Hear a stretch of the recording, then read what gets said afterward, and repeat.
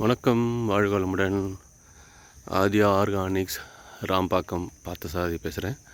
இப்போ நீங்கள் பார்த்துட்டு இருக்கிற இந்த கற்பூரவள்ளி வாழை மரம் வந்து 3வது தலைமுறையாக, அதை வாழையடி வாழைன்னு சொல்லுவாங்க இல்லையா, பக்கக்கண்ணை விட்டு வளர்ந்த வாழை மரத்துலேருந்து வந்த வாழைத்தார்.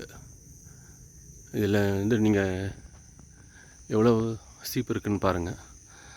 பொதுவாக விவசாயிகளோட கருத்து, ரசாயன விவசாயம் பண்ணுறவங்களோட கருத்து என்னென்னா, மருதாமை விடும் பொழுது நமக்கு தேவையான அளவு தார் வந்து அதுக்கு அதிகமான சீப்பு இல்லாமல் இருக்கும், பழங்களும் திரட்சி இல்லாமல் இருக்கும்னு சொல்லுவாங்க. நாங்கள் 3 வருஷமாக இயற்கை விவசாயம் செய்துட்ருக்கோம். நல்ல மண்ணில் மாறுதல் தெரியுது. இந்த வாழைத்தார் வந்து 12 சீப்புக்கு மேலே வரும்னு நினைக்கிறேன். அறுவடை செஞ்சு எடை போட்டு பார்க்கும்போது தான் தெரியும். நன்றி, வணக்கம், வாழ்க வளமுடன்.